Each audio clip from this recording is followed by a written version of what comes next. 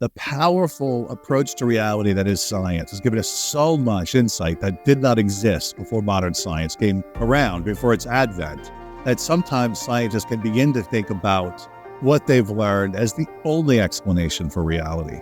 There are truths that are not compassable by the human mind.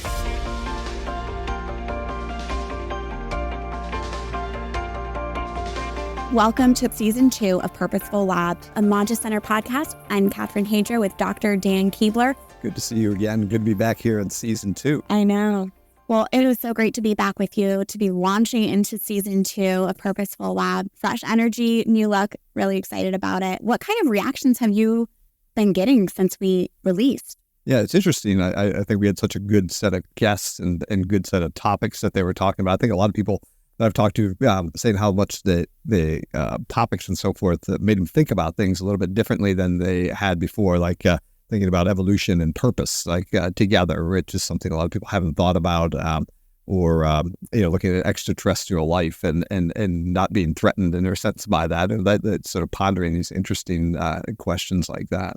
How about yourself? What have people said to you about it? I've had some really great conversations, especially with the different media interviews you and I have been doing in the launching of Season 1 and getting to speak with people and hearing their thoughts on this.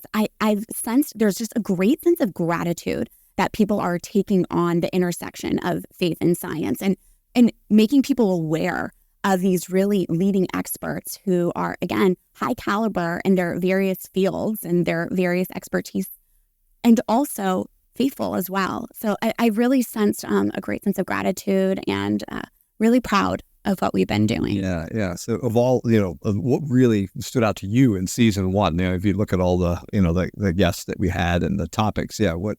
Well, like you said, we really were blessed by an abundant array of great guests. We had quite a stack of guests.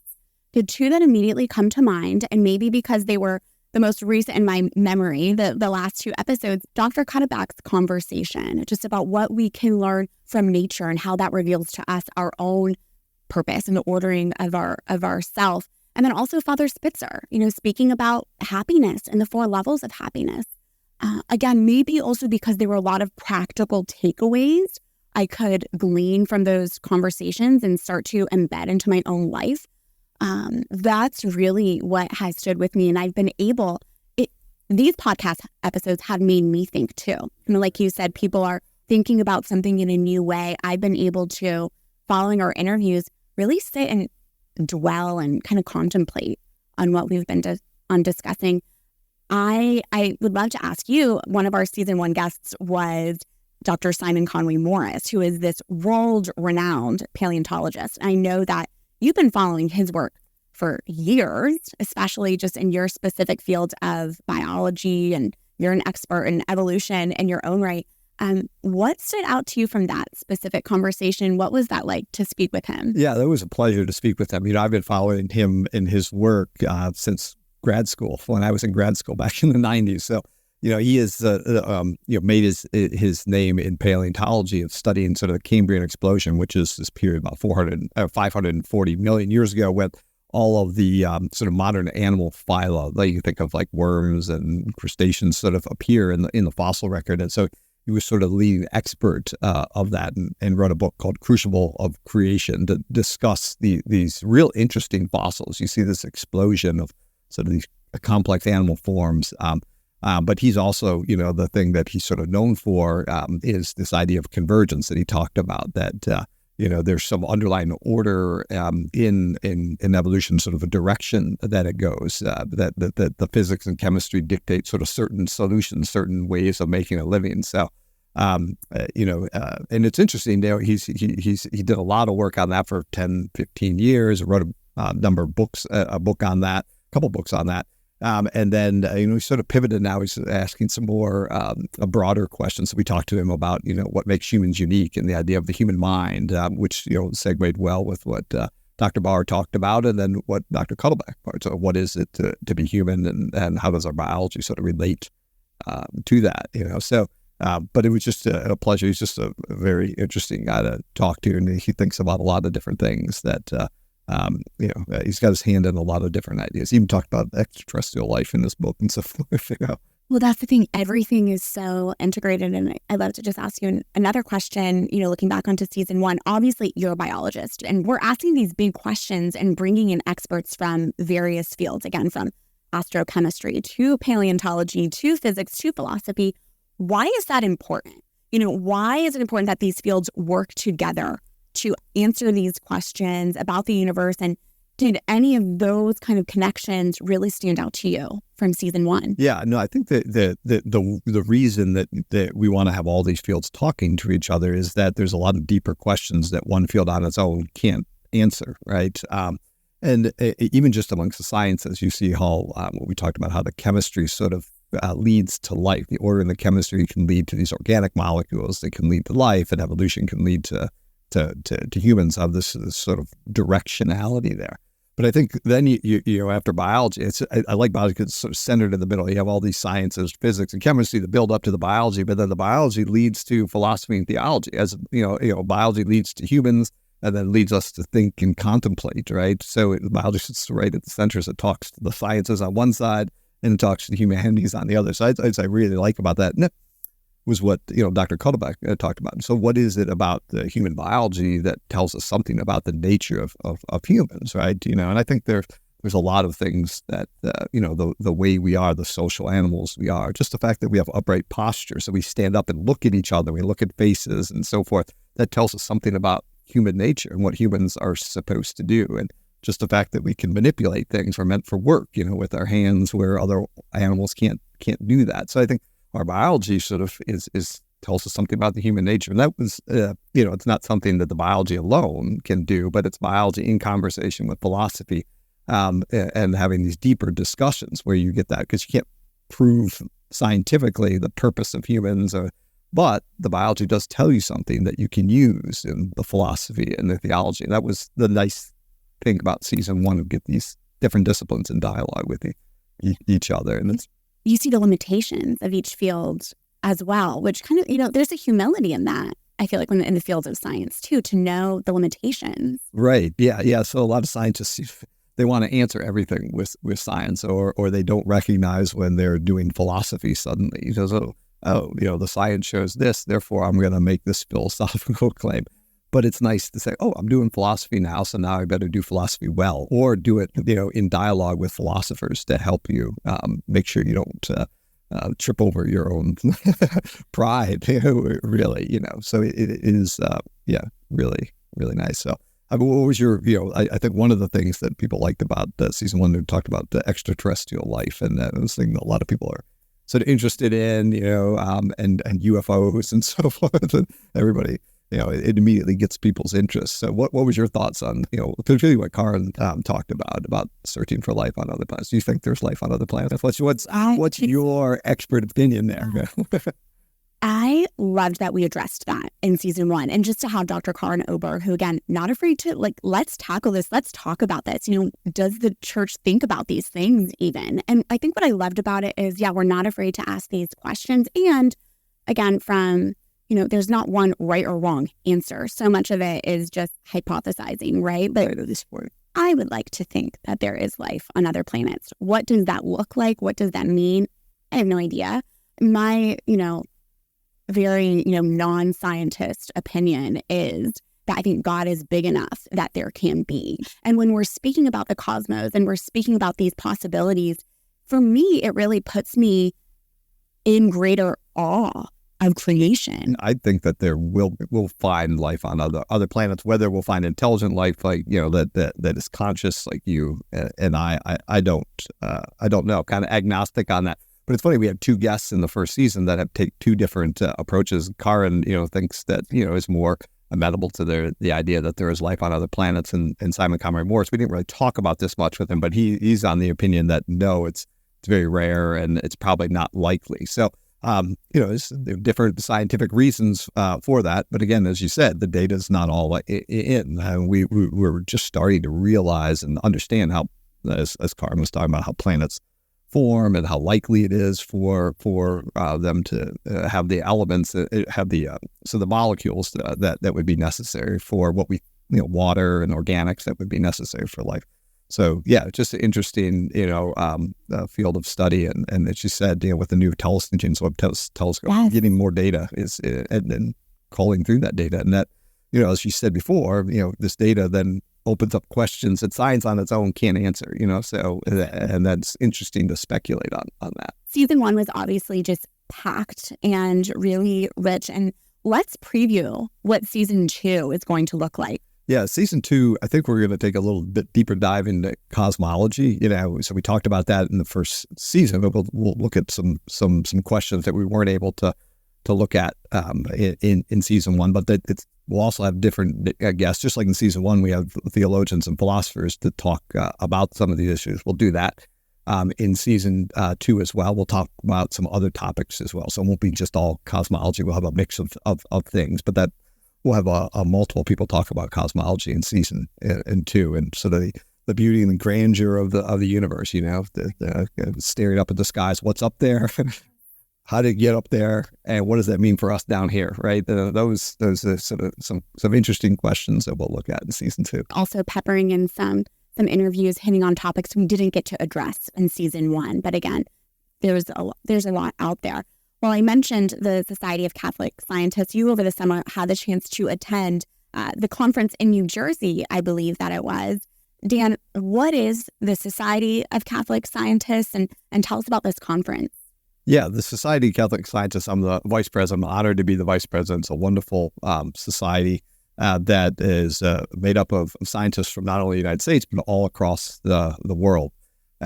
And it has one of its major events is our annual conference, and we had it at Seton Hall, hosted it this year.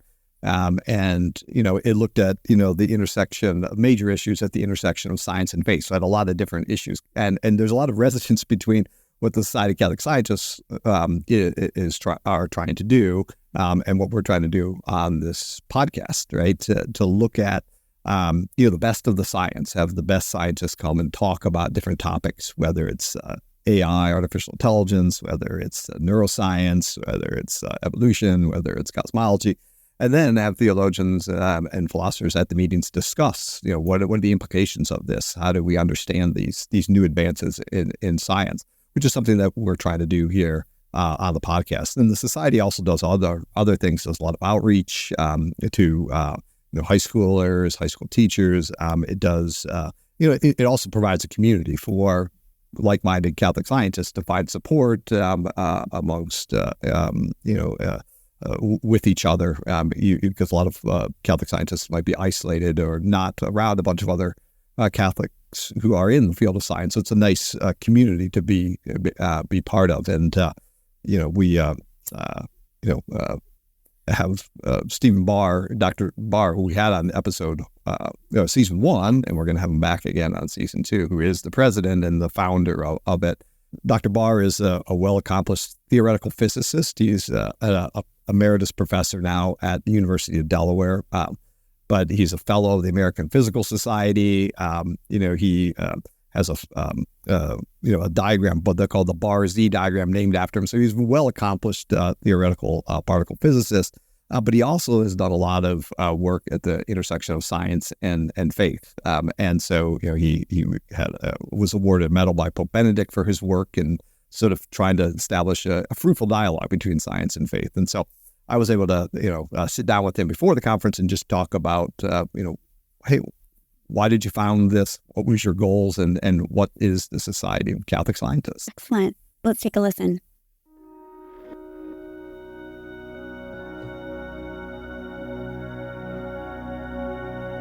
Well, Dr. Stephen Barr, welcome back to the podcast. Thanks for having me on. Yeah, we've had you on before, and when we've had you on before, we didn't have the chance to talk about your involvement in the Society of Catholic Scientists. So this is something that you founded relatively recently, and just wanted to give you an opportunity to tell us a little bit about what was your motivation for founding the Society of Catholic Scientists and what it is.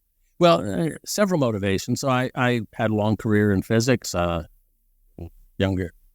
than I look, actually. But I've been for 40 years or more doing research. I and a group of friends back in 2016 started the Society of Catholic Scientists. We started with 6 people. We now have over 2,000 scientists around the world belong, so it's growing quite rapidly. I toyed with the idea of doing something like this for many years, or at least it was in the back of my mind. I guess I was tired of hearing that people thought science and faith were incompatible, and I thought a good way to show the world that science and faith are in harmony was to have a large number of actual scientists, practicing scientists who were devout Catholics, practicing Catholics, in existence as an organization, as a witness, witness to the fact that a lot of scientists still think there's a conflict, but also as a place for fellowship among Catholic scientists. Part of the problem is there is this myth that that most scientists are atheists, very few are religious, that the scientific world is devoid of faith, it's inhospitable to religion. And it's a myth that feeds on itself, because what happens is when people go into science who are religious, they're afraid because of this idea of being too open about their faith. And they often are very reserved. They keep their cards close to their vest and don't show it. As a result, many religious scientists don't know of the existence of other ones in their own physics department or their own university. And it's because we don't even know of each other's existence because people are so cautious. Of course, the world isn't going to know we exist either. So I think the first it was a way that for Catholic scientists to, if you will, come out of the closet as religious, as scientists, and become aware of each other's existence and have intellectual and spiritual fellowship with each other. And then secondarily, to give witness to the world of the harmony of faith and science. Also, it's a place where serious questions at the intersection of philosophy and theology and science can be discussed. There are serious questions. Yeah.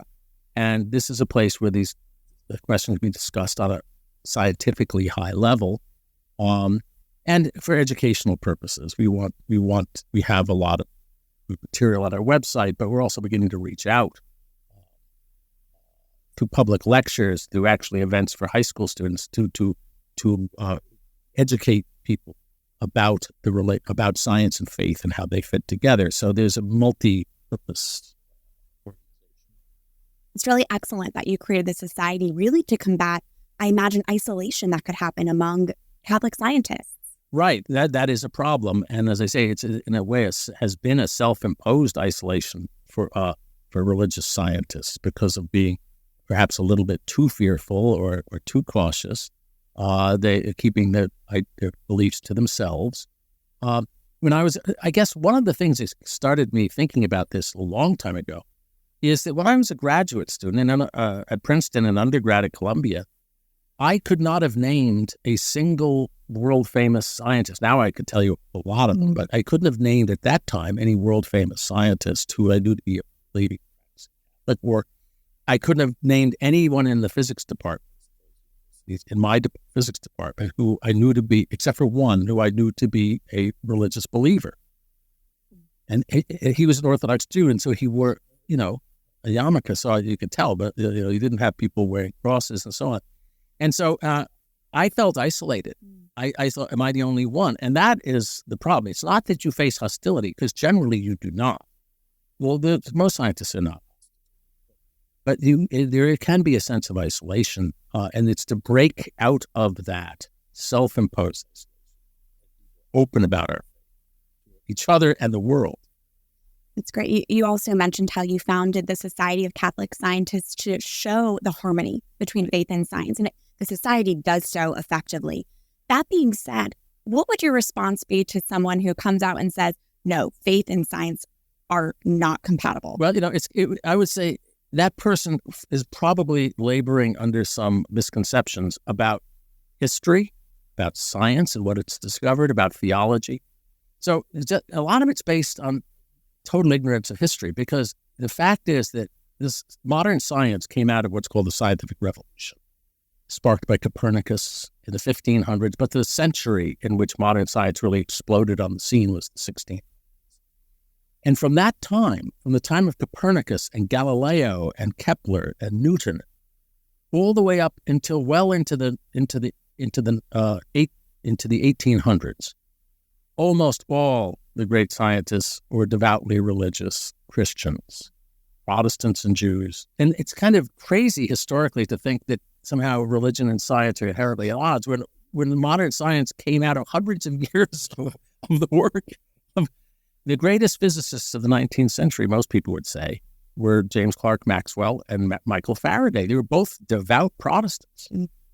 And so it's just kind of ludicrous historically speaking. But I think a lot of, aside from the historical misinformation, a lot of people have misconceptions about what science has actually discovered about certain things. It's often told with certain spin, and they have misconceptions about what say Christians, what Catholics and Protestants and Jews believe, what the teachings of religion. So misconceptions on both sides lead to this notion. You talk a little bit about the outreach that the society is doing. So you got the ability for Catholic scientists to have a community to support each other. The outreach, I think, to sort of reach new audiences, I think helps combat this faith science dichotomy. And if you just want to talk about what the society is doing and what your goals are for the future. Right. So the first few years, our main activity, aside from our website, where I say we have good educational material, was our annual conference, which was mostly for fellowship among Catholic scientists. But in the last, especially the last 2 years, we've really been getting much more active. And so, for example, we have 25 college chapters with hundreds. I think we have a total of 500 members in these college chapters, organizing events on campuses as at the local level. And so I think just in the last couple of years, we've had probably about 6,000 people go to these lectures, campuses. But we also have an event for high school students and teachers and the general public. We've had 3 of them St. Albert initiatives, and they average about 150 people coming to them, and they have talks, poster sessions. It's opportunity for high school students and teachers and public to meet Catholic scientists and talk to them and hear lectures and so on. And so we started the first 2 regional chapters in Europe. Just in a couple of weeks, we're going to have our first conference in Poland. We had our first conference in Spain last September. So we're trying to broaden. We have members in about, I think, 65 countries, but most of them are still in North America. But we're trying to broaden graphically. So we're getting we have big dreams. We're growing. Well, you're doing it so well. We'll be sure to link to your website for all our listeners and viewers as well. Professor Stephen Barr, thank you again for joining us. Thank you very much. That was great to hear from him on that.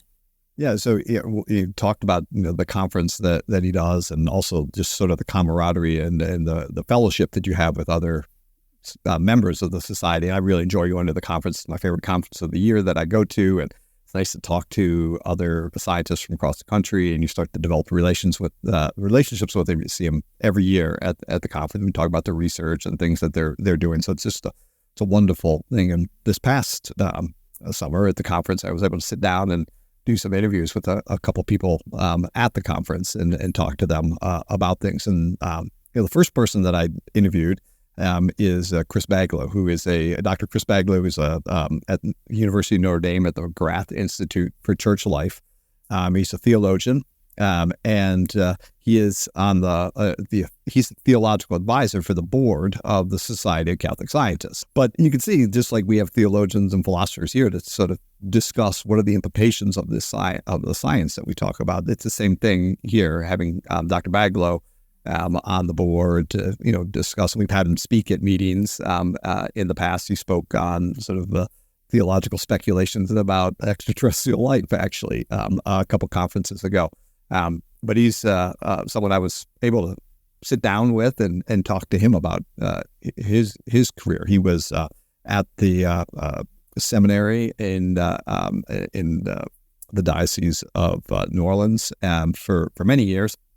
He's a native of New Orleans, and then was transplanted up to South Bend about 5 years ago, and started working for the McGrath Institute of Church Life, and heads up their Science and Religion initiative. And so a lot of the work that he does is working with particular high school teachers and giving them the resources to be able to teach young people about the synergy or how the church views science and religion. So I was able to sit down with him. He's I'm sure, this will be a short clip, but he's someone that we definitely will have on the podcast in future seasons at some point. He's a very interesting person to listen to. Excellent. But for now, let's take a listen to that clip.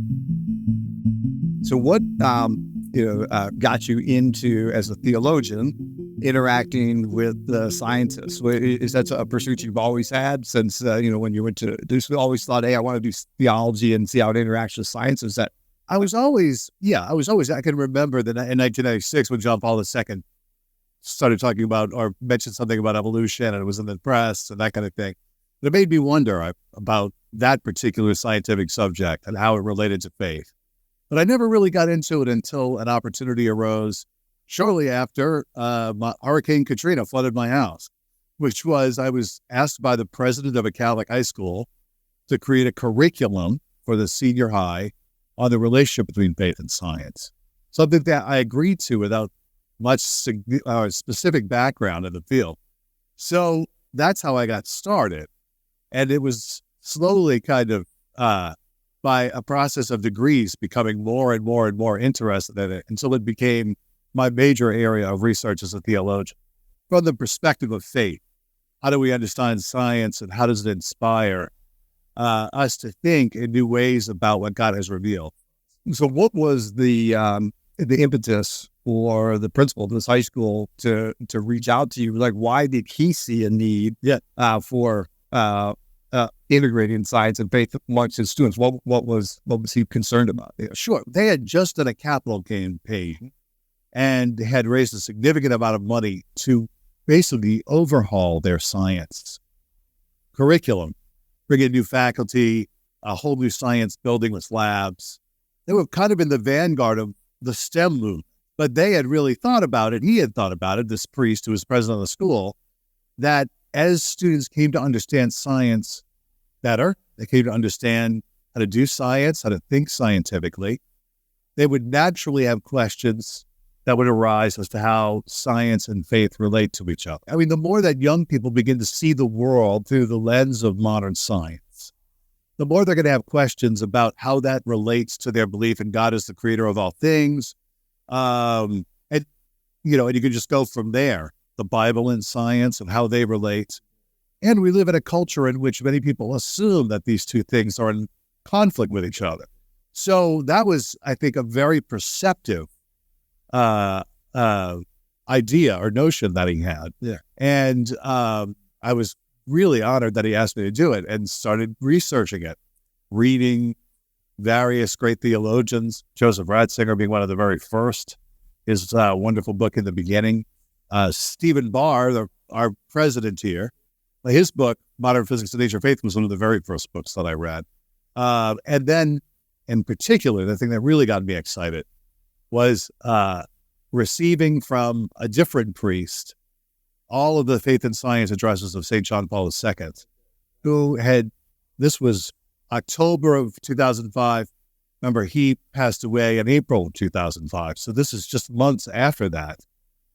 And it was amazing, the admiration, the respect that he showed for science itself, for scientists, and for what they could tell us about reality, about truth. He was not afraid of science in any way. Not at all. Yeah. And I can remember reading for the first time this aphorism that he wrote in a letter to the director of the Vatican Observatory in 1988. Science can purify religion from error and superstition, and religion can purify science from idolatry and false absolutes.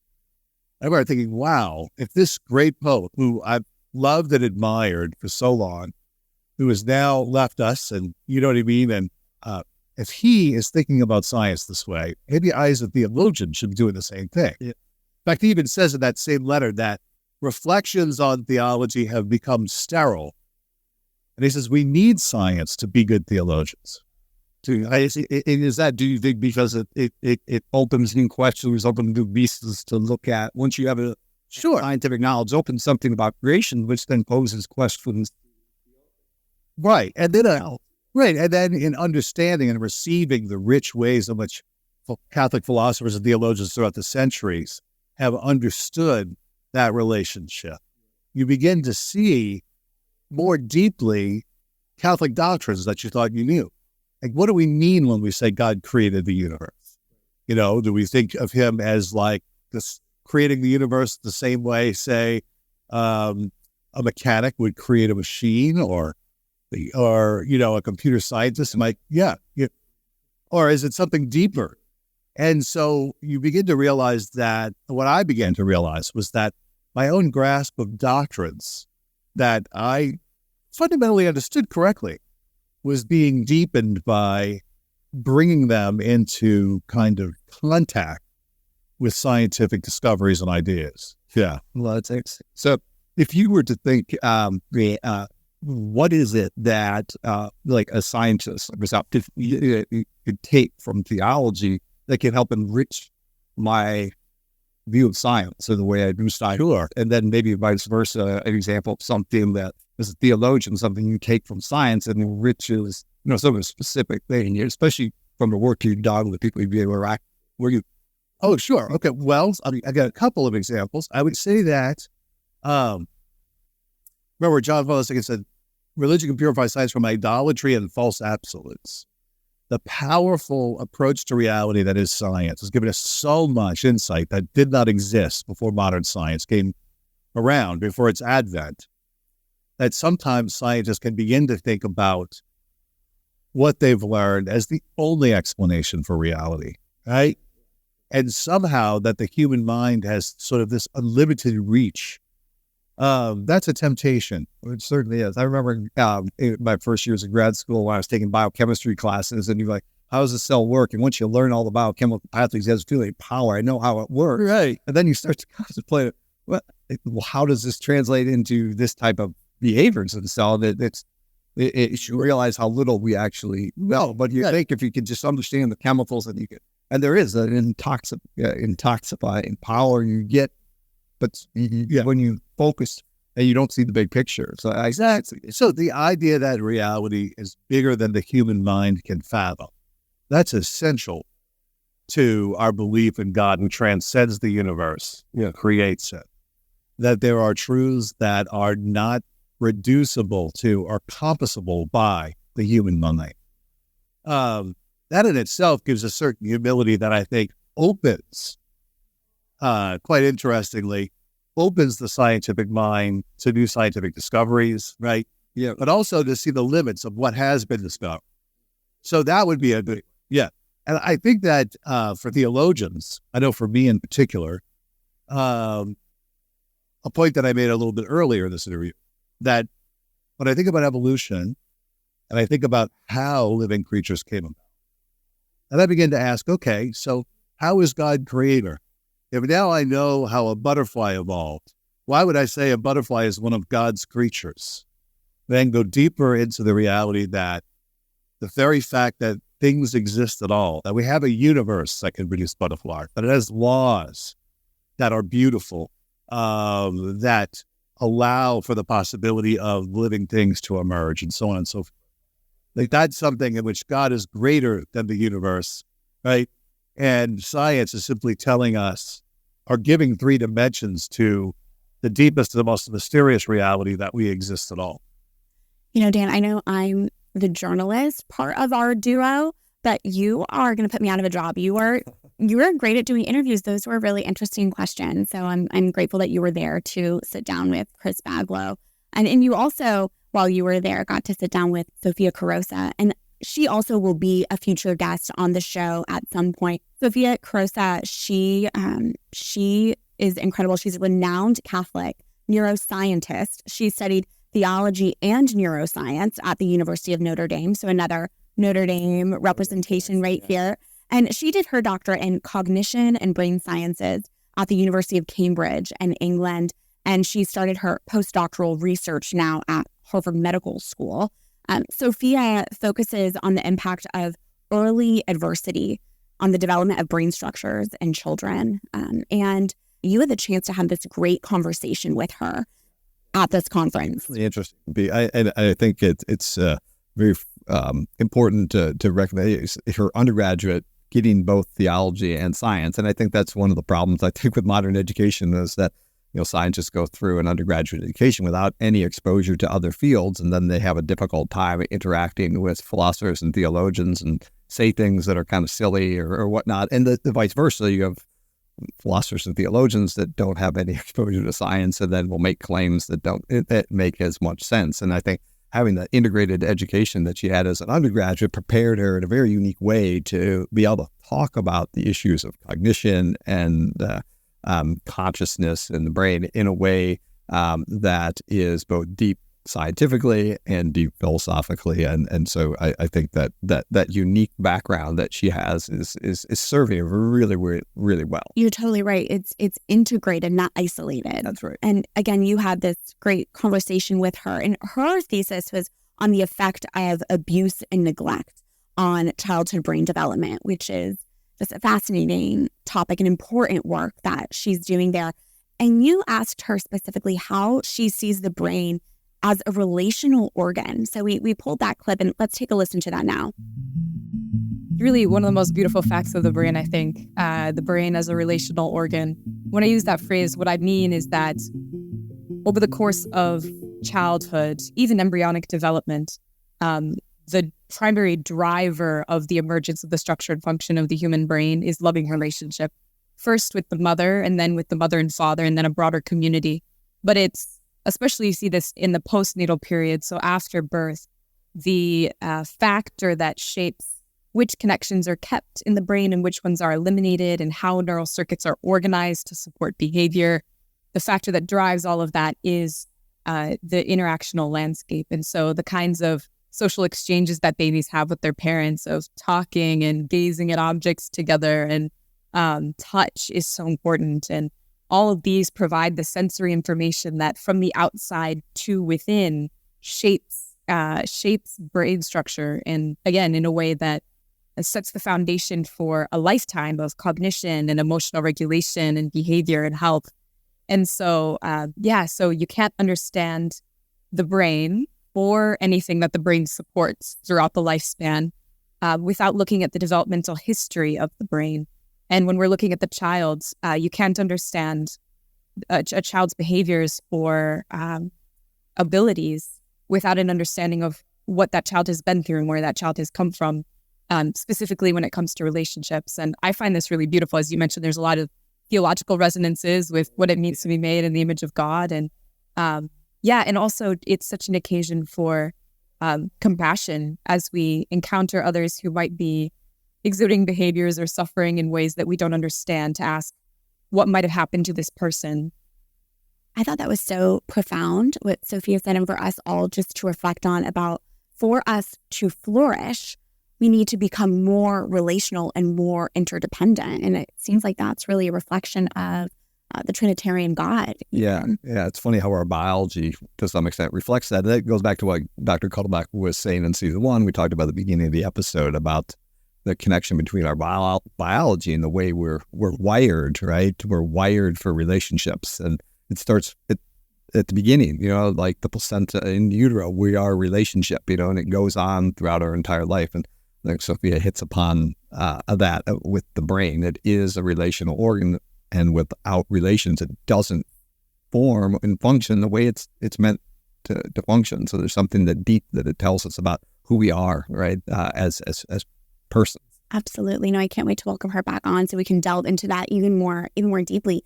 We are now at that section, Dan, of the podcast, office hours. So this is the part of the podcast where viewers and listeners can submit questions they have for Dr. Keebler to answer. And I have to say, he always is able to answer every question I can throw at him.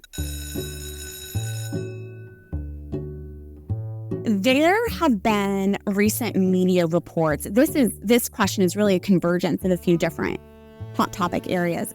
There's been recent media reports about a new frontier for fertility, artificial intelligence, AI, can have the potential to help fertility doctors choose the most ideal embryo for in vitro fertilization, for IVF. It's clear the Catholic Church, when it comes to the Church's stance, the Church is clear that IVF is never acceptable. We know that. You know that definitely as a Catholic biologist. And we can speak at length about different ethical issues that crop up when it comes to IVF.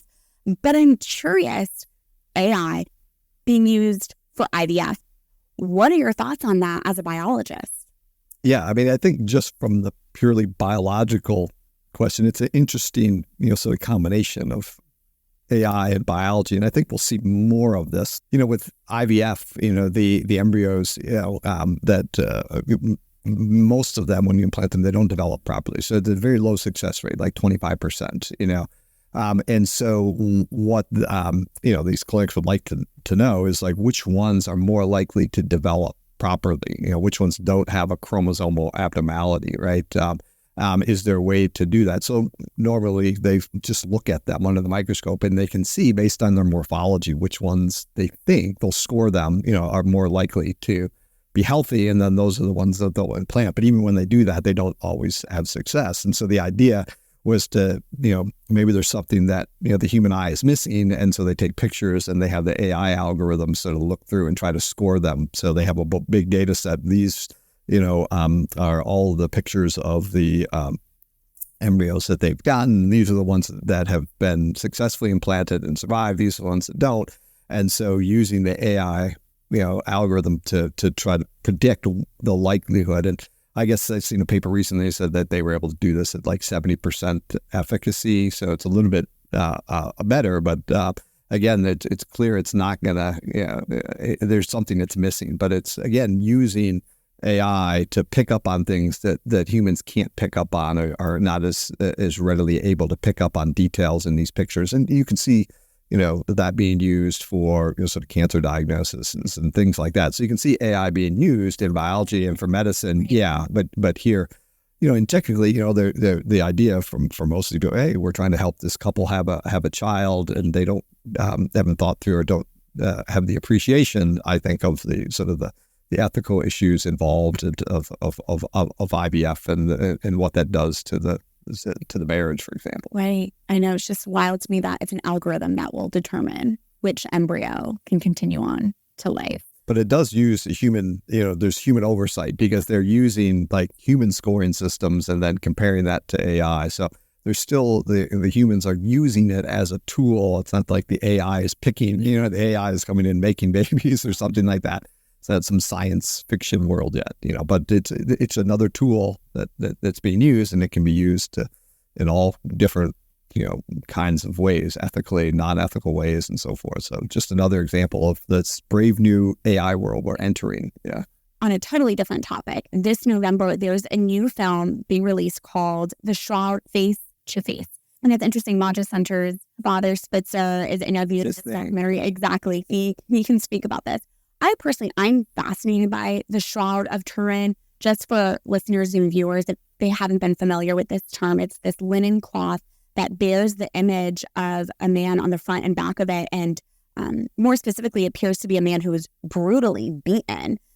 Many believe this was Jesus's burial cloth following the crucifixion. As Catholics, we're not required to believe this is a relic of the resurrection. It's up to debate and conversation. There's been some really interesting scientific experiments on it. I'm curious on your thoughts as a leading Catholic biologist. Yeah, it's interesting. There's a lot of data and people on both sides of this issue, and Father Spitzer would be a great person to talk about this. He's looked into it a lot more than I have, but it's interesting, and it's good that you point out this is not something that the church teaches is the burial cloth of Jesus, and as Catholics you don't have to believe that, but the evidence, I think, is equivocal. It's not clear, right? So they did, and most people probably heard of this. They did some carbon-14 dating, and it came out to be, the date that they found was like in the Middle Ages, and said, okay, this can't be from the right period. But there's a lot of debate over whether that carbon-14 date was accurate. There's some possibility of contamination of the cloth with mold and bacteria in there, and so forth. And they recently did another dating technique called wide-angle X-ray scattering. So it's called a wax technique, where they basically can sort of try to date the fibers, right? And they found that from that technique, they found the date being closer to the time of Christ, right? And so, whether that technique is accurate or not is now another big debate, right? But I think one of the things that fascinates me about it the most is that nobody can really explain how the image was created. There's a lot of different theories of how did you get this negative image of a man onto that cloth in this particular way. And there's a lot of theories, and a lot of researchers have tried to mimic it, and with paint or with other things, heat and so forth. But none of them really can explain the image. Now, that's not to say it's miraculous or that it's from Christ's burial, but it's interesting that it's very mysterious. Yeah, right. And we don't really understand how it was made, nor do we fully understand the date. So I think it's a very interesting. And I'm sure the documentary would go into this these questions that come up about it. Yeah. Well, it was so great to be back with you, to be launching into season 2 of Purposeful Lab. Dan, great to see you as always, and great to see you. All thanks for joining us. That does it for episode 1 of season 2 of Purposeful Lab. But make sure to go to ModgeCenter.com and make sure to go to your favorite podcast platform and subscribe as well. That does it for now. See you next week.